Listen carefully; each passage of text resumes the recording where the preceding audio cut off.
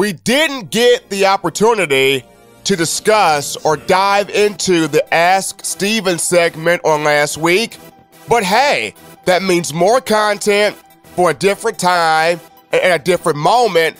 But as of right now, the University of Alabama football program, fresh off its spring game, and the team receiving its national championship rings for the 2017 season. Ladies and gentlemen, we are live. New edition, fresh week of shows on In My Own Words, the podcast, Touchdown Alabama magazine. Stephen M. Smith. How we doing, ladies and gentlemen? Once again, Crimson Tide, fresh off the A-Day game over the weekend, in a matchup where over 74,000 fans were in attendance at Bryant-Denny Stadium, getting a look at the new edition, 2018 Alabama Crimson Tide. Also taking a look at the new faces on the coaching staff. And basically, this was a moment for fans to view who would be the guys that would emerge. Who would be the guys that would step up, perform well, make the big plays, guys that you can point to and say, that guy is going to be a beast. That guy is going to be a star. That position group's going to be special. That guy is going to be an impact player. I look forward to watching that guy, to watching that particular player, that particular respective position group go to war in the upcoming season due to what I'm seeing in the spring game. And to start this edition of shows, I'm going to go into my 5 MVPs, my 5 most valuable players, my 5 guys that when I witnessed, I saw that really stepped up, that really made an impact in the game. And starting this off at number 1, how about the play of redshirt freshman quarterback Mac Jones? How about this kid from Jacksonville, Florida, 4-star prospect, and a guy that everybody talks about Tua, Jalen. Mac Jones showed over the weekend, baby, I am more than just a third wheel. I can ball, I can play, keep your eyes on me, I'm coming. And in this game, Mac Jones looked like baby A.J. McCarron out there on that field slinging the football in the absence of Tua Tagovailoa, who did not play due to injuring his throwing hand in a moment where it was supposed to have been Jalen Hurts' show. His father came out, said his comments to Bleacher Report, all the offseason rigmarole that has gone on. This was supposed to have been the moment for Jalen Hurts. He struggled. Mac Jones took over. 23 of 35 passing, at 66% completion rating. 289 passing yards, 2 touchdowns, 1 interception, stretched the field, put balls in the right spots, really showcased tremendous arm strength, was consistent throwing the football, impressed Nick Saban so much that his microphone got on hot via ESPN toward Jalen Hurts and telling Jalen, you've been here for 2 years, and yet it's our 3rd string quarterback that's moving the team downfield, throwing the football. Don't give me this nonsense about Mac Jones was doing it against the 2nd and 3rd and 4th string guys. Alabama fans, we are known to talk about how the Tide 2nd, 3rd, and 4th string guys are better than most people's starters. And with that being said, Mac Jones is throwing against guys like LeBron Ray. LeBron Ray is no scrub. LeBron Ray was a big-time deal before he got hurt last season. And it's going to be a big-time deal in the upcoming year. Christopher Allen's no scrub. Chris Allen got a sack in the game. But Darian Mathis is no scrub. Big Phil Mathis is a 4-star prospect that is in the running and competing for that nose tackle position for the departed Deron Payne, who's headed for the National Football League. Vondarius Cowan's no scrub. He's got some strength there at the point of attack. Same for Jarrett Maiden, same for Daniel Wright. These guys are no scrubs. Mac Jones was just able to go out there, compete, throw the ball extremely well, did have the interception, but for the most part, drove the ball downfield, connected with guys in different spots on the field, and was one of two Dixie Howell most valuable player of the game honorees. After the game, I got a chance to talk with Deonte Thompson, Alabama safety, defensive end Raekwon Davis, linebacker Dylan Moses. All three guys just heaping praise upon the way and the effort that Mac Jones displayed out there. I actually got some audio from Deonte Thompson and Raekwon Davis on Mac Jones. I want you to hear what Deonte Thompson had to say, and I want you to hear what Raekwon Davis had to say. Check this out right here. How fun was it to watch Mac Jones for those 2 touchdowns? Man, Mac Jones did a very good job today. We told him in the locker room, man, we're going to be depending on the big in this game, man. I wasn't trying, pork and beans, so he did a good job of coming through on that part. I'm proud of him. How fun was it to watch Mac Jones throw 2 touchdowns today? Man. I love watching the kid throw that ball, man. He made some great plays, man, to put us in the game. He did great today. Some cool audio coming from Deonte Thompson and Raekwon Davis, just basically saying, Mac Jones, don't overlook this kid. This kid can ball, but he was my #1 MVP and could more than likely play himself, or more than likely, I believe he did play himself into being the second-string quarterback for the Crimson Tide behind Tua Tagovailoa entering next season. Going down to MVP #2, in my mind, Trayvon Diggs, the corner out of Maryland, going into his 3rd year at Alabama, his 2nd year as a full-on defensive back. The message that Nick Saban has been preaching to Diggs has been, play the man. Don't allow your eyes to be stuck on just playing the quarterback, but play your man. Be physical, be sound, be aggressive, frustrate guys, but more times than not, above all else, play your man. Focus on your guy. If you remember last year, Trayvon Diggs won the starting job at left corner in fall camp due to his ability to frustrate guys, emerge, play the man, play the ball, just be sound fundamentally. And then what happened? First game of the season against Florida State, had a couple of blown coverages, looked lost at times. Some of that confidence dropped.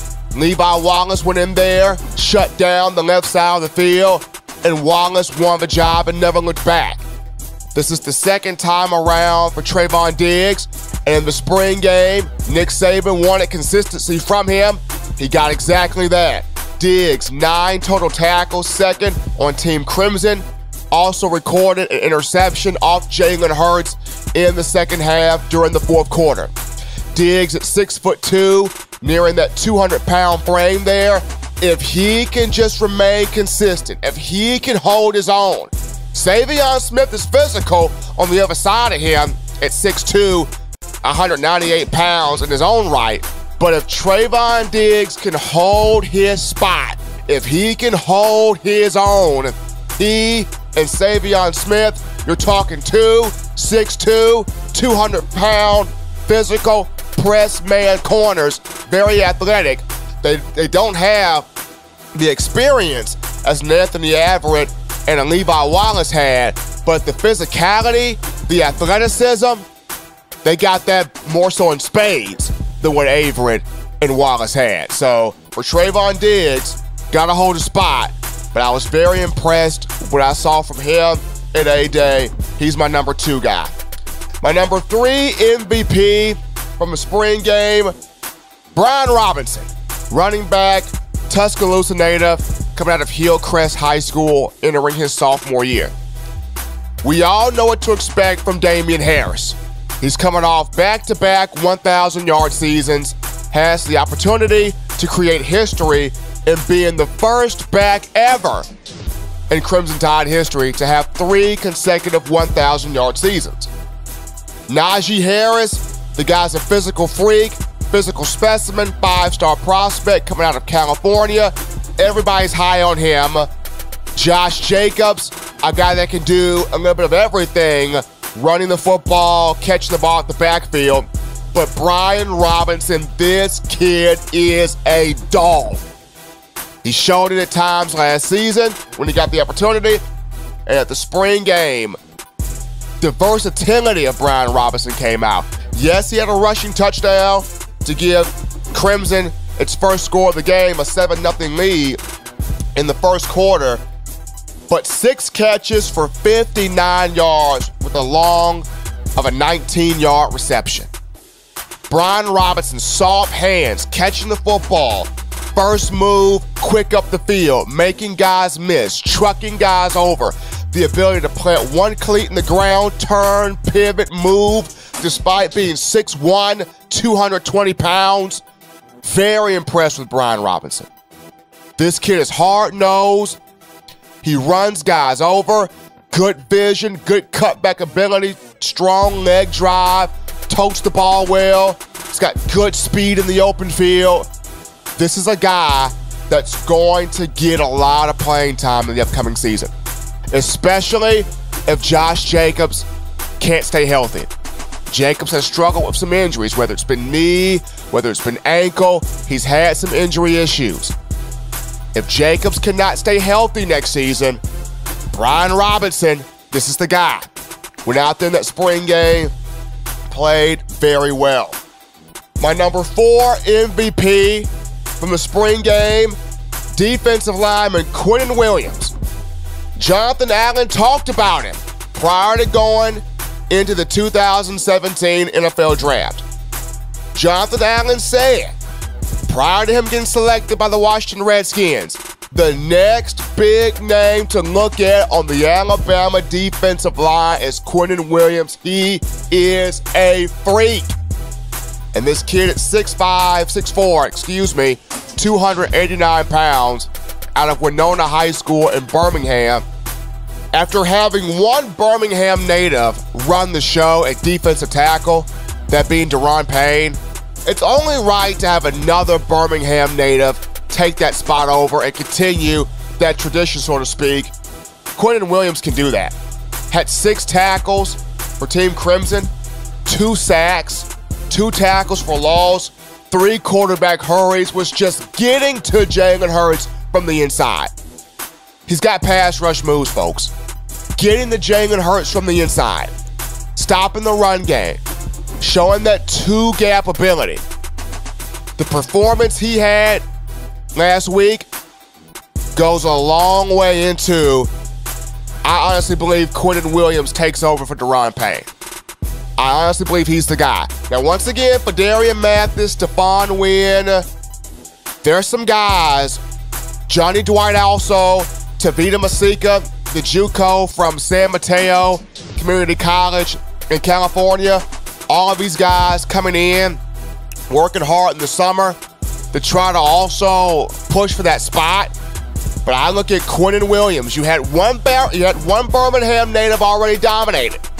Quinnen Williams, another Birmingham guy, got a lot of upside, got a lot of potential. I like Quinnen Williams, played well in the spring game. He's my 4th guy in the MVP. Rounding this out, 5th most valuable player, in my opinion, from the spring game. And I could not separate these two because I was thoroughly impressed with both guys. So I put both specialists as MVPs. Place kicker Joseph Alovas, redshirt freshman. True freshman Skylar DeLong, punter. Jeff Banks, formerly known as special teams and tight ends coach out of Texas A&M, came to the University of Alabama to perform the same jobs, and he is already making an impact. Joe B, 5 of 7 on field goals, including 2 40-plus yarders in which he made. 49-yard kick, 46-yard kick. Scored all 12 points for the first team offense, which was Team White. Jalen Hurts could not finish drives with touchdowns. Alovas finished drives with field goals. He shared most valuable player honors, Dixie Howell MVP honors with Mac Jones. thoroughly impressed with how Joseph Bulovas went out there and made kicks, was consistent all spring, even through the 2 scrimmages prior to the A-Day game, according to Coach Saban. And prior to Bulovas, you look at Adam Griffith and Andy Papanastis, both struggled tremendously in spring games. To see this refreshing sight of a guy go out there and nail 5 of 7 kicks, you got to give that a thumbs up. That speaks volumes going into the fall. Now, I know what you're saying, Tide fans. It's just spring. It don't matter. Can he do it in the fall? That's the main thing. But just seeing how Adam Griffith and Andy Papanastis struggled mightily in the spring and it parlayed into inconsistency in the fall, with seeing Joseph Bulovas do well in the spring, could very well lead to him in the fall putting up some solid numbers, being consistent when you need him to be. So, good moment for Bulovas there. Skylar DeLong, of his 10 punts, 6 of them dropped inside for 20, squeezing the return guys. Had a long of 46 yards for Crimson, a long of 45 yards for White. Had 1 or 2 punts where it kind of took him a while to get the ball off, but he'll get better with that. Once again, he's replacing a legend, the guy in J.K. Scott. So DeLong will get better with that. I'm not worried. I'm not overly concerned. When I saw from Skylar DeLong throughout the A-Day game, I was impressed with, I was pleased with. He'll continue to improve. What I saw from Joseph Bulovas, I was impressed with. So once again, running back over my MVPs, my 5 most valuable players from the spring game. Mac Jones, quarterback. Trayvon Diggs, cornerback. Brian Robinson, running back. Quentin Williams, defensive lineman. And both specialists, Joseph Bulovas, kicker. Skylar DeLong, punter. We take our first break here on In My Own Words. Upon our return, we flip this to some NFL draft talk as I give my thoughts on where Minkah Fitzpatrick, Calvin Ridley, Daron Payne, Rashaan Evans, and Ronnie Harrison, and where I think those 5 guys will go in the upcoming draft. I see all 5 of those guys as potential first-round picks. Where can I see these 5 going? I touch it up on the other side of the break. We'll be right back. It's your boy, Stephen M. Smith, host of In My Own Words, the podcast. If you are a fan of this show, then I encourage you to subscribe to the Touchdown Alabama Magazine YouTube channel. Also follow the brand on Facebook, Twitter, and other forms of social media as we continue to bring you the best in Alabama football and Crimson Tide athletics.